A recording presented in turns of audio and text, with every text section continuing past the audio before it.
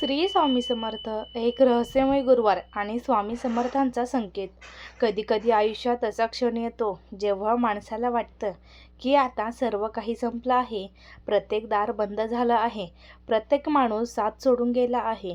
पण त्या अंधाराच्या पलीकडे आशेचा किरण असतो आणि श्रद्धेने जगणाऱ्याला तो किरण दिसू लागतो. आज मी तुम्हाला अशाच एक प्रेरणादायी काल्पनिक कथा सांगणार आहे. ही कथा आहे एक साध्या तरुणाची, संकटांनी वेढलेल्या एका आयुष्याची आणि गुरुवारी मिळालेल्या एका संकेताची, ज्यामुळे त्याच्या जीवनाकडे पाहण्याचा दृष्टिकोन बदलला. तर बाळांनो, गावाच्या कडेला एक छोटंसं घर होतं. त्या घरात राहणारा तरुण अनेक अडचणींना सामोरे जात होता. मेहनत करूनही यश मिळत नव्हतं.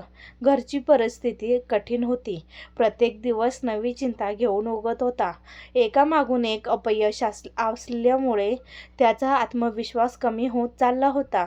पण घराच्या देव्हाऱ्यात ठेवलेला स्वामी समर्थांचा फोटो पाहिला की त्याला थोडा धीर यायचा.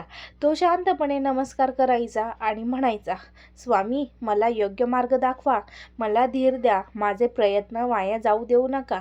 असे दिवस जात होते. एक गुरुवार उजडला. पहाटे वातावरण विलक्षण शांत होतं. पक्ष्यांचा मंद आवाज, थंड वारा आणि उगवत्या सूर्याची कोवळी किरणं. त्या दिवशी त्याच्या मनात एक वेगळी शांतता होती. तो जवळच्या मंदिरात गेला. काही वेळ शांत बसला, प्रार्थना केली. त्याच्या मनात एक विचार स्पष्ट झाला. भीतीने निर्णय घेऊ नको, योग्य ते करत राहा. मंदिरातून बाहेर पडल्यावर त्याने ठरवलं की निराश होऊन बसायचं नाही. छोट्या छोट्या पावलांनी पुन्हा सुरुवात करायची. त्या दिवसापासून त्याने स्वतःवर विश्वास ठेवायला सुरुवात केली. काही आठवड्यांनी त्याला एक चांगली संधी मिळाली. ती संधी त्याने मेहनतीने स्वीकारली. हळूहळू परिस्थिती बदलू लागली. घरात आनंद परत यायला लागला. त्याला जाणवलं, जीवनात बदल घडणारी गोष्ट केवळ एखादी अद्भुत घटना नसते. श्रद्धा, धैर्य आणि सातत्याने केलेले प्रयत्नही मोठा बदल घडवू शकतात. तो प्रत्येक गुरुवारी स्वामींचे स्मरण करून एकच प्रार्थना करू लागला, मला योग्य मार्गावर चालण्याची बुद्धी, संकटांना सामोरे जाण्याची हिंमत आणि चांगले कर्म करण्याची शक्ती द्या. ही तर फक्त सुरुवात होती.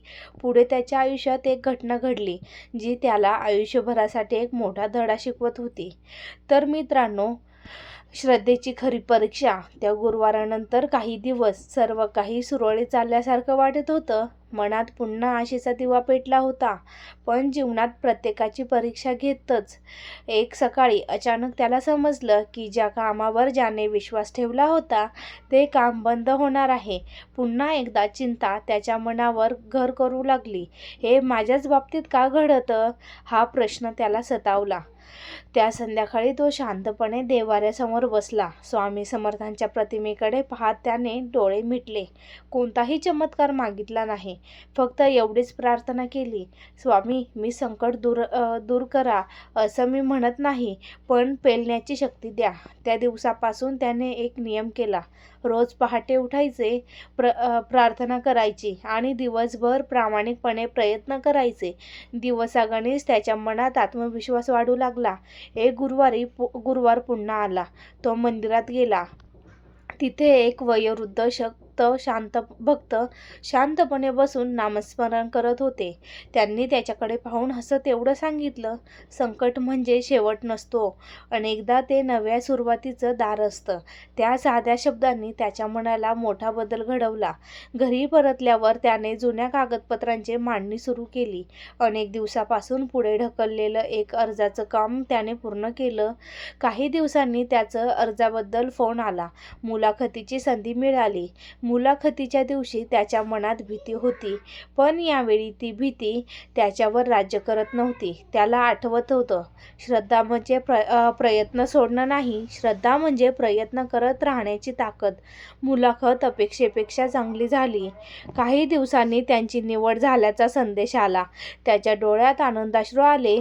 त्याने देव्हाऱ्यासमोर हात जोडले आणि मनात म्हटलं, स्वामी, माझं आयुष्य एका दिवसात बदललं नाही, पण माझा विचार बदलला आणि त्यातून माझं आयुष्य बदलायला सुरुवात झाली.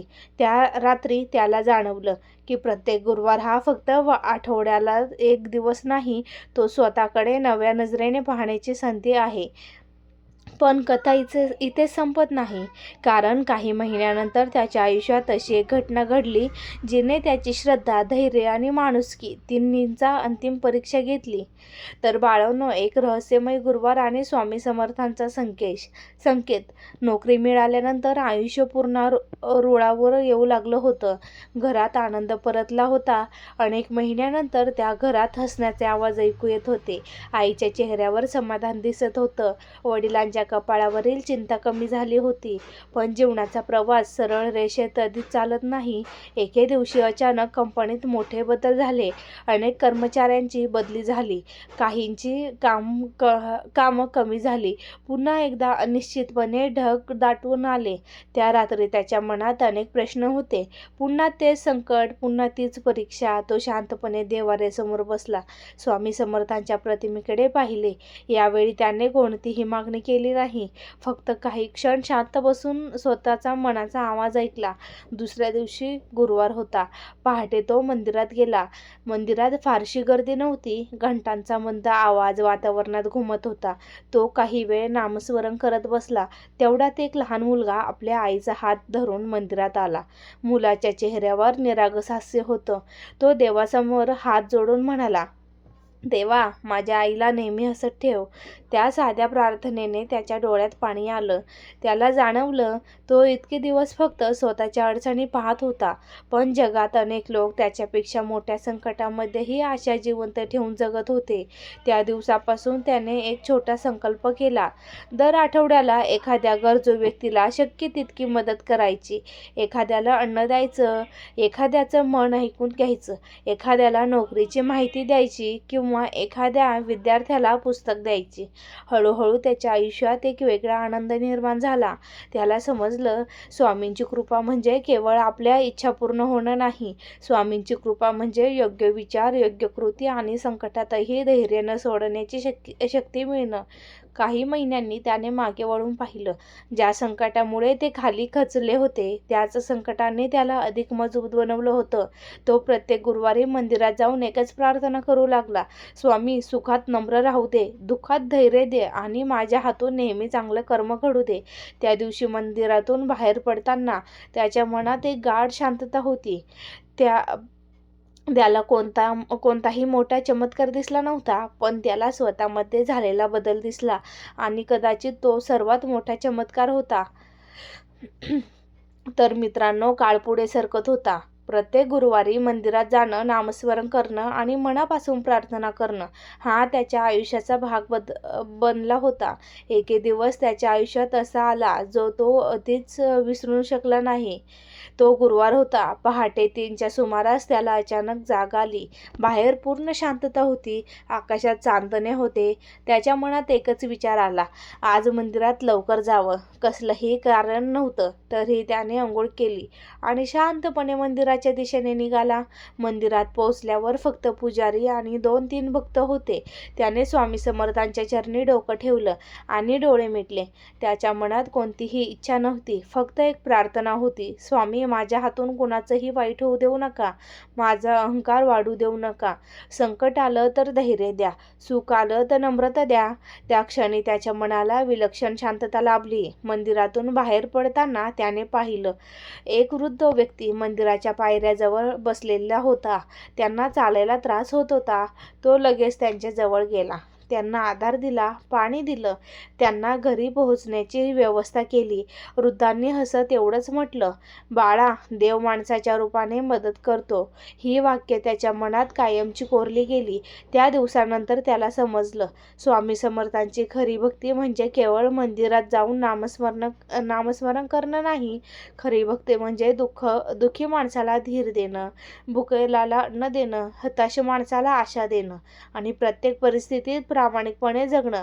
वर्ष लोटली. आता तो स्वतः संकटातून बाहेर पडलेला होता. पण प्रत्येक गुरुवारी तो नव्या भक्ताला एकच गोष्ट सांगायचा, मी चमत्कार पाहिला नाही, पण श्रद्धेमुळे माणूस बदलताना पाहिला. आणि जेव्हा माणूस बदलतो तेव्हा त्यांचं संपूर्ण आयुष्य बदलतं. जर ही प्रेरणादायी कथा तुम्हाला आवडली असेल तर व्हिडिओला लाईक करा, शेअर करा आणि अशाच भक्तिमय कथा ऐकण्यासाठी चॅनलला सबस्क्राईब करा. कमेंटमध्ये प्रेमाने लिहा. श्री स्वामी समर्थ. जय जय स्वामी समर्थ.